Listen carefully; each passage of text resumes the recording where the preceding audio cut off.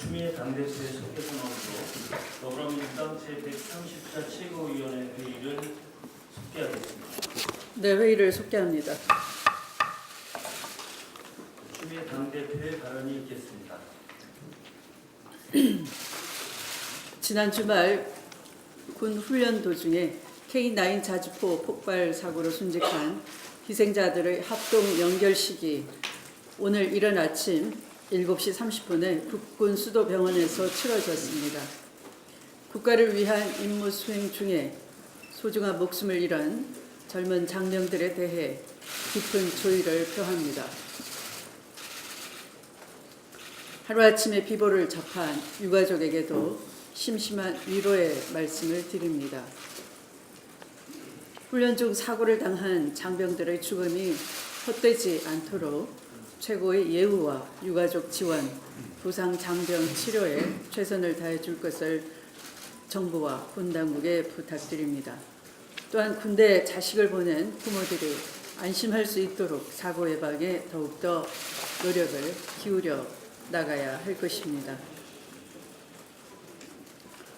한미 연합 훈련인 을지 프리덤 가디언 연습이 오늘부터 시작되었습니다. 한미 동맹 차원에서 연례적으로 실시하는 방어적 차원의 훈련입니다만 올해의 훈련에 대해서는 훈련 이후 전개될 긴장의 악순환에 대해서 많은 우려들을 하고 있습니다.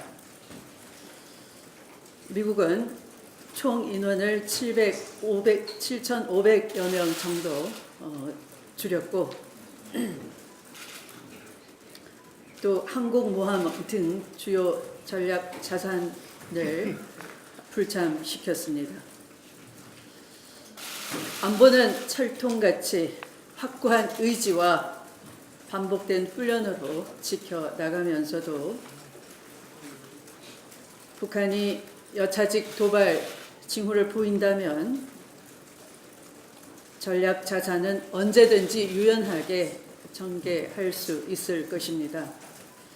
그래서 이번에 이런 훈련 규모 축소와 전략 자산 미전개를 북미 대화의 시그널로 삼아서 북한도 비방과 비난만 할 것이 아니라 대화 분위기에 응해 주셨으면 좋겠습니다.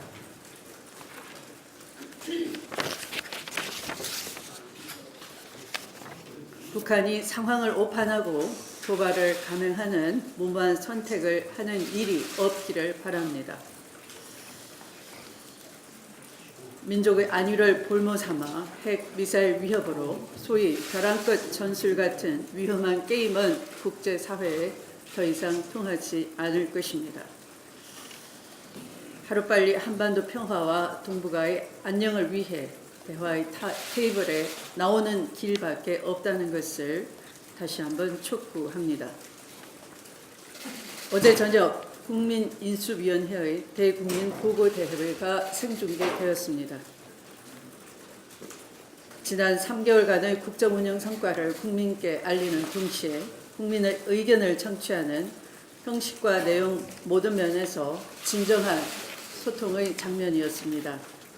또한 나라를 나라답게 만들기 위한 문재인 정부의 준비된 정책과 실행력이 입증되는 시간이기도 했습니다.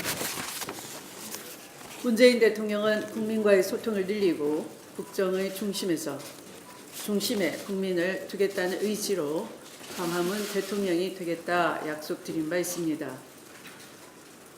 그렇게 추진되었던 광화문 1번가는 국민의 높은 관심과 참여 속에 성공적인 국정 운영의 시금석이 될 것입니다. 지난 정부에서 대통령 비서실장도 대통령의 행적을 제대로 파악하지 못했다라는 소리를 들었을 때 우리는 참 억장이 무너지고 가슴이 답답했습니다. 소중한 생명이 꺼져가는 그 순간에도 비서실장이 대통령 어디 있는지 소재를 몰랐다 하는 그런 변명 아닌 변명을 들었어야 했던 적이 있었습니다. 그렇게 깜깜이식 국정 운영을 문재인 정부에서는 결코 단 한 번도 볼 수가 없을 것입니다. 민주당은 국민 제한 정책이 문재인 정부에서 제대로 실현될 수 있도록 적극적으로 지원해 나가겠습니다. 또한 앞으로도 변함없이 열린 자세로 국민의 소리에 귀 기울이며 국민과 진지하게 소통해 나갈 것을 다시 한번 약속드립니다. 국민의당과 바른정당이 연대하여 이유정 후보자의 변호사 시절 정치적 소신에 시비를 걸며 청문회 일정을 제동 걸고 있습니다.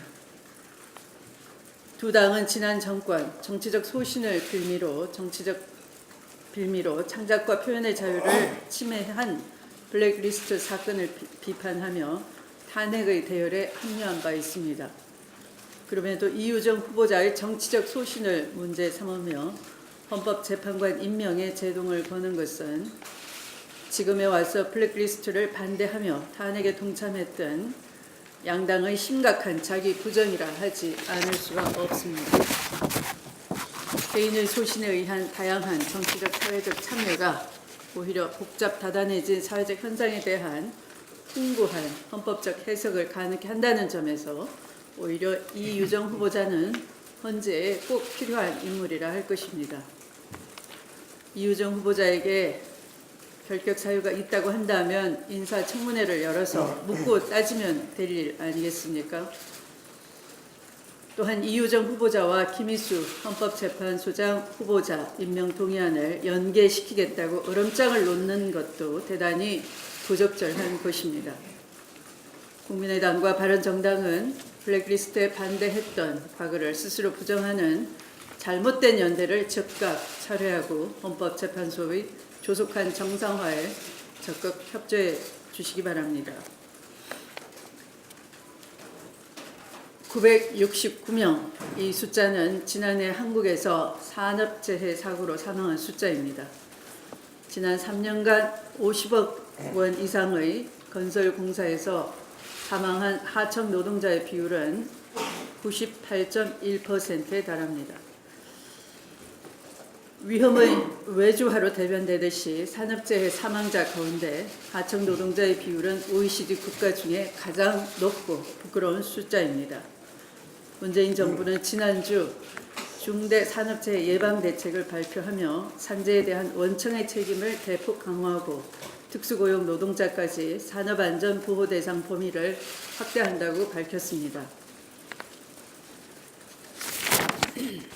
죽음을 부르는 위험한 일들을 하청업체 노동자에게 떠넘기던 것은 우리가 반드시 시정해야 할 또 하나의 적폐라 할 것입니다. 위험의 외주화 건절은 기업, 노조, 하청업체 그리고 정부가 함께 노력할 사안입니다. 더불어민주당은 문재인 정부와 함께 노동이 안전한 나라, 노동이 차별받지 않는 나라, 사람이 먼저인 나라를 위해 최선을 다하겠습니다. 말씀을 마치겠습니다. 네, 다음은 우원식 원내대표의 발언입니다. 지난 18일 K9 자주포 사고로 희생된 장병들과 유가족분들에게 진심으로 깊은 애도의 뜻을 표합니다. 또한 부상을 입고 치료 중에 계시는 장병들의 빠른 퇴유를 기원합니다. 군 당국은 철저한 진상조사를 통해 다시는 무고한 장병이 희생되지 않게 재발방지 대책을 마련하고 희생 장병들에 대한 국가가 끝까지 책임지고 보상치료를 해야 할 것입니다. 8월 임시회가 지난주 18일부터 시작되었고 오늘부터 각 상임위 예결위에서 2016년 회계 결산 심사가 시작됩니다. 이번 임시회 결산안 심사는 누가 뭐라고 해도 박근혜 정부 핵심 국정과제 예산의 집행 실태 규명을 통해 적폐 예산을 정리하는 것입니다. 2016년 예산은 박근혜 정부 적폐가 정점에 다다른 예산입니다. 예비비로 불법 편성한 국정교과서 예산, 최순실과 차은택이 농단한 문화융성 창조경제 예산, 집권 초보다 2배 이상 늘어난 새마을 ODA 예산, 미용 목적 주사제 구입 등 남용된 청와대 예산 등 국민 세금이 사적으로 악용되고 재정 규율이 무너진 예산이었습니다. 적폐 예산의 실태와 폐해 규명을 통해 적폐를 청산하고 무너진 재정 규율을 바로잡겠습니다. 두 번 다시는 국가를 사유하려는 시도를 발붙이지 못하도록 하겠습니다. 박근혜 정부는 세수축의 무능으로 연례적으로 추경을 자초한 정부였고 이명박 정부 말 443조의 국가 채무를 2016년 결산 기준으로 627조 원으로 41.5%나 급증시킨 재정 무능 정부였습니다. 박근혜 정부의 잘못된 재정 정책의 실체와 부작용도 규명돼야 합니다. 이번 결산 심의는 일자리 창출, 복지, 교육 등 인적 자본 투자 분야에 대한 재정 소요 증가가 불가피한 상황에서 12대 분야별 재정 집행의 효율성 및 재원 배분의 적정성 규모를 통해 낭비 예산을 도려내고 물적 자원에서 인적 자원으로 투자 우선순위를 재조정하는 등 효율적인 재원 배분의 방향을 재정립하는 계기로 삼아야 합니다. 또한 행정부의 명백한 위법, 부당한 집행을 밝히고 특히 국회의 삭감증의 의견과 부대 의견을 무시한 집행에 대해서는 강력한 시정 요구와 그리고 관계자 문책, 감사원 감사 청구 등 법적 조치를 강구하겠습니다. 8월 임시에는 해묵은 과제들을 조속히 마무리해야 합니다. 민생 시급성이 있고 여야 이견이 많지 않다면 과감히 통과시키는데 여야가 합심해야 합니다. 무엇보다 70일간 표류하고 있는 김희수 헌법재판소장 임명안을 반드시 처리해야 합니다. 헌재 소장 공백 상태 200일이라는 부끄러운 상황은 국회가 더 이상 방치해서는 안 되는 일입니다. 더불어민주당은 모든 사안을 대화와 타협으로 해결할 생각입니다만 이를 빌미로 야당이 반대를 위한 반대 그리고 비상식적 야합에는 전혀 함께할 생각이 없다 하는 것을 말씀드립니다. 비록 쉽지 않은 상황이 이어지지만 8월 임시회를 빈손 국회로 만들지 않도록 당이 좀 더 결석하고 의지를 모아 운영해 나갈 것을 다시 한번 말씀드립니다. 새 정부가 살충제 계란 사태 수습에 최선을 다하고 있지만 아직도 국민 불안과 불신이 해소되고 있지 못하는 상황입니다. 새 정부는 국무총리실 중심으로 대책 마련에 차질이 없도록 해야 할 것이며 이번 일을 계기로 종합적 관리 체계와 대책을 조속히 마련해 국민 불안을 해소하고 먹거리 안전에 대한 신뢰를 회복할 수 있도록 해야 할 것입니다.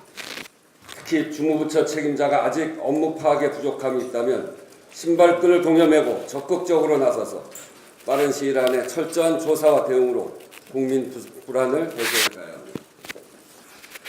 그러나 자유한국당은 지금 식품의약품안전처장 해임에 골몰하고 있을 때가 아닙니다. 농림축산식품부가 살충제 계란을 전수조사한 결과 부적합 판정을 받은 농장의 59%가 해석 인증을 받은 친환경 인증의 허술함이 밝혀졌습니다. 다시 한번 말씀드립니다만 살충제 계란 사태가 발생한 원인은 정부가 국민의 식품 안전 관리를 철저히 하지 못했기 때문입니다. 그리고 그 문제를 전임 정부는 여러 번의 기회가 있었지만 바로잡지 못했습니다. 자유한국당이 고작 임명된 지 한 달 간 넘은 새 정부의 주무부처 수장의 사퇴를 통해서 전임 정부의 책임을 물타기 하려고 하고 있지만 그들이 비판받아야 할 이 사태의 책임이 면해줄 수 있는 것은 아닙니다. 또한 이번 사태를 계기로 국민 먹거리 안전까지 무너뜨린 전 정부의 허술한 관리 체계와 정책 실패를 새 정부는 빠른 시간 안에 정상화시켜야 합니다. 특히 허술하게 짝이 없었던 친환경 인증제는 농산물 품질 관리인 출신 관료가 주도했다는 것이 드러나고 있습니다. 국가에 대한 국민의 신뢰를 기만한 그 뿌리에 농피아라고 하는 구조적 적폐가 드러나고 있음이 확인되고 있습니다. 철저한 조사를 통해 국민이 안심할 수 있는 농산물 안전관리 시스템을 조속히 만들어 가야 되겠습니다. 대표께서도 말씀하셨습니다만 한 말씀 더 드리겠습니다. 어제 경남 창원 STX 조선해양 폭발 사고로 하청업체 노동자, 소속 노동자 4분이 귀한 목숨을 잃는 참변이 발생했습니다.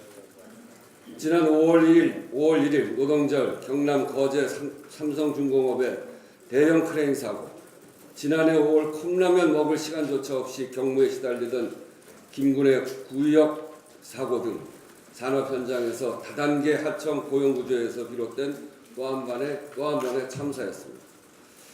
산업 현장에서 만연한 다단계 하청은 철저히 비용 절감을 목표로 하고 있기 때문에 하청 단계가 늘어날수록 하청 노동자들의 생명과 안전을 위해 필수적으로 책임져야 할 안전 비용까지 감수되는 것이 불가피합니다. 다단계 구조가 늘어날수록 위험도 점점 늘어나고 안전도 차별받는 구조가 심각해질 수밖에 없는 것입니다. 다단계 하도급 구조가 심각한 대표적인 산업 분야인 건설업은 지난 3년간 산재 사망자의 98%, 조선업은 88%가 하청 노동자일 정도로 심각합니다. 전체 산재 사망률은 OECD 가운데 멕시코 다음일 정도로 산업 전체의 안전불감증은 후진국 수준입니다. 일하다 죽는 국민이 많은 이유는 분명합니다. 사업주의 이윤 추구 욕심과 다단계 하도급이라는 책임으로부터 피하기 쉬운 현행 법체계 때문입니다. 새 정부는 위험의 외주화와 원청의 책임 회피를 가능하게 한 다단계 하청 고용 구조를 반드시 바로 잡아야 합니다. 문재인 대통령과 더불어민주당은 지난 대선 당시 노동 존중 사회 실현을 위해서 외주화 방지법을 재개정하고 산업 재발생 사업장에 대한 책임을 강화하기로 국민에게 약속한 바 있습니다. 그 일환으로 지난주 정부는 위험의 외주화를 막기 위한 중대산업재해 예방 대책을 발표했습니다. 내년 하반기 시행을 목표로 관련법 개정안을 내년 상반기까지 국회에 제출하기로 했으나 대책 발표 4일 만에 또다시 중대사고가 발생한 만큼 한시라도 빨리 대책을 세워야겠습니다. 더불어민주당은 정부와 잘 협의해서 최대한 빠른 시일 안에 관련 제도 개선을 위해서 최선의 노력을 다하겠습니다. 이상입니다. 다음은 박남춘 최고위원의 발언입니다. 오늘부터 울지 프리덤 가디언 훈련이 시작됩니다. 한미연합훈련은 방어적 차원의 연례 훈련이지만 북한은 한미훈련 기간마다 비난과 위협의 수위를 높여왔고 최근에 북미 간 갈등 악화로 여느 때보다 군사 도발 가능성도 우려되는 상황입니다. 이에 문재인 대통령은 앞서 전쟁 절대 불가 기조 아래 굳건한 한미동맹과 국제사회의 협력을 통한 제재와 압박의 원칙을 강조하였습니다. 또한 어제 합참의장 이 취임식에서도 북한 핵과 미사일에 대한 대응 전력과 자주 국방 능력을 강화하기 위해 대통령이 할 수 있는 책임과 권한을 다하겠다. 전시작전권 환수를 준비하는 군의 노력에도 지원을 아끼지 않겠다며 정부의 강한 대응 의지를 보여주고 있습니다. 그럼에도 보수 야당은 최근 근거 없는 주한미군 철수론 제기로 경질된 스티브 배넌 미국 백악관 수석 전략가의 발언과 울지훈련에 참여하는 주한미군 인원의 일부 축소에 대해 또다시 한미동맹의 근간이 흔들리는 위험한 신호라든지 한반도를 둘러싼 동북아에 무슨 일이 생기고 있는지 불안하다며 국가안보를 운운하며 국민들의 불안감만 키우고 있습니다. 을지훈련은 단순 주한미군의 참여 인원으로 규모를 판단할 사안도 아니지만 만약 병력 규모가 증가했다면 야당은 당장이라도 한반도 전쟁 긴장감이 고조됐다고 비판했을 것이 불을 보듯 뻔한 것입니다. 과연 지난 10년 북한과의 대화를 단절하고 남북관계를 파탄으로 만들어 놓은 정권 이처럼 비난할 수 있는 자격이 있는지 되묻고 싶습니다. 문재인 정부와 더불어민주당의 의지는 확실합니다. 정부는 그동안 악화된 한반도의 긴장관계를 회복하기 위해 분명한 원칙을 가지고 책임 있는 행동을 이어나가고 있습니다. 특히 국방 외교만큼은 국가 존립의 기초이자 국민 생존의 기반입니다. 조금의 균열도 있어서는 안 됩니다. 더 이상 야당은 무책임한 정쟁과 갈등으로 국론 분열을 야기시키지 말고 오로지 국민을 위한다는 생각 아래 힘을 모아주시기를 당부드립니다. 대승적 협조를 촉구합니다. 네, 다음은 박범계 최고위원의 발언이 있겠습니다. 네, 추미애 대표님 발언에 이어서 이유정 헌법재판 장관 후보에 관한 말씀을 조금 드리고 법원 얘기 좀 해야 되겠습니다. 국민의당이나 바른정당 또 나가서 자유한국당까지 야3당이 이유정 헌법재판관 후보자에 대한 인사청문회 자체를 부정하는 느낌입니다. 헌법재판소의 기능과 구성에 대한 무지와 오해가 있다고 생각합니다. 헌법재판소는 법원과 다릅니다. 대법원과 다릅니다. 따라서 그 구성도 국회, 대통령, 대법원장에 의해서 이렇게 구성하도록 되어 있습니다. 소위 정치적 사법기관이라는 것입니다. 순수 사법기관이 아닙니다. 헌법재판소에서 다루는 사안들의 상당 부분은 정치적 쟁점이 첨예화된 정치적 이슈들을 다루고 있습니다. 우리는 그것을 지난 박근혜 전 대통령의 탄핵 심판 때 보았습니다. 문재인 대통령이 첫 번째 재판관으로 지명한 후보입니다.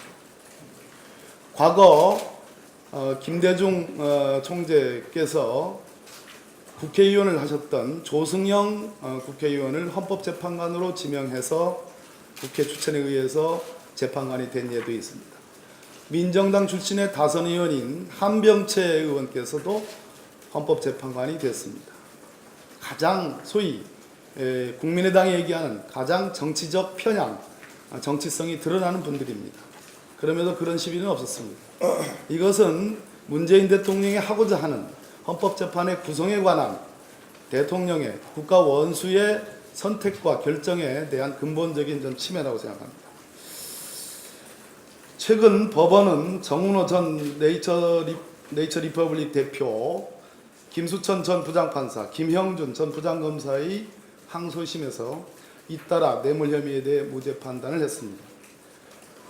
정운호 전 대표와 김수천 전 부장판사 사이에 오간 금품, 김 전 부장검사와 그 고교 동창 사이에서 오간 금품과 향응이 직무 관련성이 없다고 본 것입니다. 그러면 직무 관련 얘기를 안 하면 거액을 받아도 된다는 얘기겠죠. 법원이 앞으로 그 부분에 대해서 면죄부를 주구장창 내릴 거라는 예고판이겠죠. 대법원은 그동안 직무 관련성을 엄격하게 해석해서는 부패한 공무원을 처벌하기 어렵다고 보고 공무원의 직무 범위를 대단히 넓게 보거나 대가 관계를 광범위하게 인정하여 뇌물죄를 엄단해 왔습니다. 소위 포괄적 뇌물죄를 인정하고 온 것이 법원, 대법원의 확고한 판례였습니다. 언론과 국민의 관심이 법조 비리에 대해서 상대적으로 잦아들자 이에 역행하는 법조 비리 관련 판결이 등장한 것이 아닌지 심히 걱정이 됩니다. 법조 비리를 엄단해야 할 이 엄중한 시기에 향후 유사 사건에서 법조인들에게 무죄로 빠져나갈 구멍을 마련해 준 것이 아닌지 법원에게 묻지 않을 수 없습니다. 이제 내일 모레 25일이면 온 국민이 이재용 삼성 부회장의 뇌물죄 재판을 그 선고를 지켜볼 예정입니다. 장충기 전 삼성 미래전략실 차장의 문자 메시지로 드러난 가히 삼성공화국을 방불케 하는 어떤 영역에도 삼성이 단 하나도 영향을 미치지 않은 곳이 없을 정도로 그 위세가 대단하지 않았습니까? 이러한 법원이 정운호, 김수천, 김형준 이러한 법조 비리의 소위 직무 관련성을 대단히 좁게 해석해서 면죄부를 주는 것은 선고를 앞두고 있는 이재용 삼성 전 부회장의 재판을 앞두고 법원의 법리 변경인지 묻지 않을 수 없습니다. 잘못 대단히 우려되는 대목이라 아니할 수 없습니다. 이상입니다. 네, 다음은 이형석 최고위원의 발언이 되겠습니다.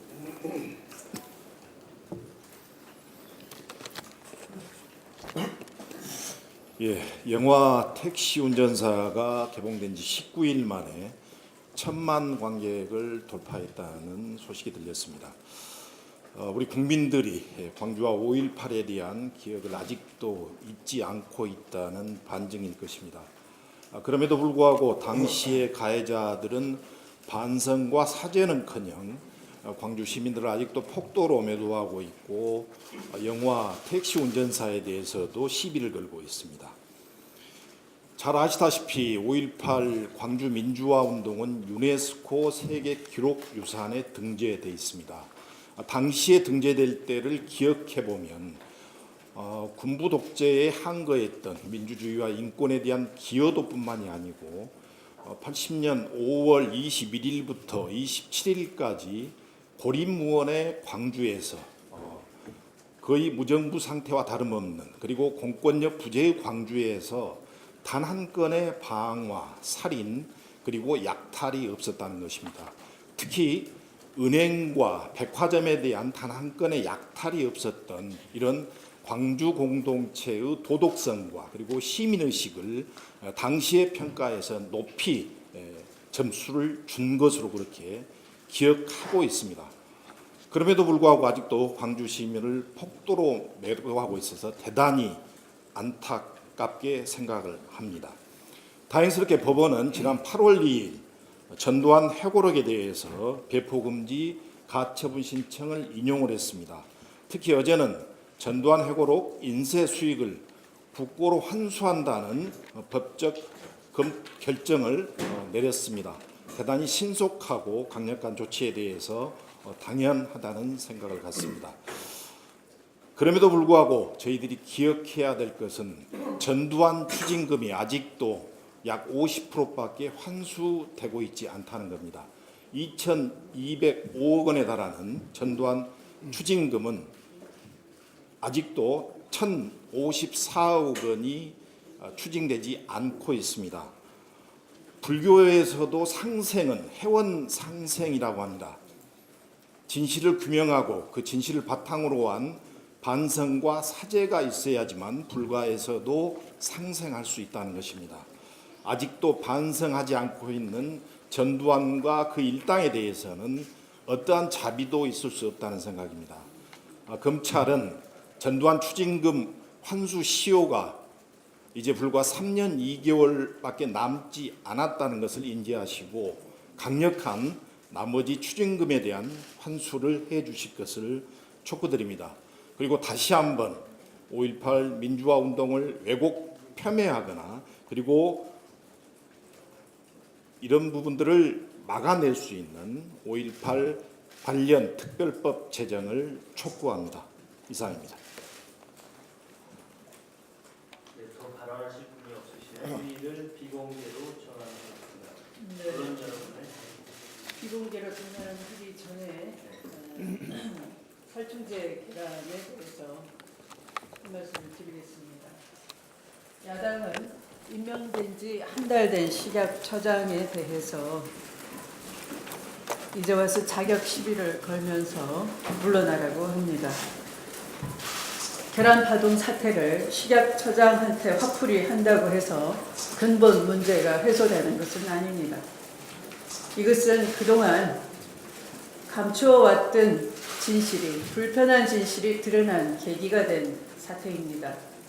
유럽에서 발견된 살충제, 계란 살충제가 우리나라에 없으리라 라고 장담을 할 수가 없었던 것입니다. 안전기준이 더 까다로운 유럽에서 맹독성 성분이 발견이 되었다면 안전기준과 감시체계가 허술한 우리나라에서는 그보다 더한 것도 있을 수 있다는 것, 그것이 불편한 진실이었고 굳이 관료들이 점검하거나 알려고 하지조차 않았다는 것입니다. 무사 안일 관료주의의 적폐가 그대로 드러난 것입니다. 농식품부와 식약처 관료들의 그동안 무사 안일이 얼마나 지독했는지 그것을 지휘하지 못했던 대통령과 대통령을 보좌했던 사람들의 직무유기가 바로 이런 사태의 근본 문제다라는 것입니다. 이것은 우리가 이제 기후 변화 속에서, 고온 다습한 기후 속에서 어떤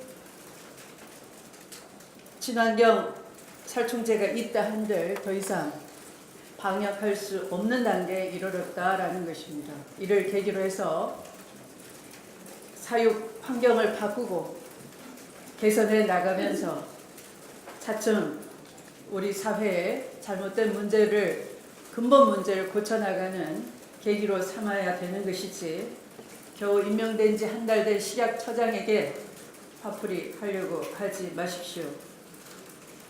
이것은 소비자와 생산 농가 그리고 유통 단계에 종사하는 사람들 모두 합심해서 민관이 고쳐 나가야 될 그런 일 중에 하나라 생각이 듭니다. 말씀을 마치겠습니다.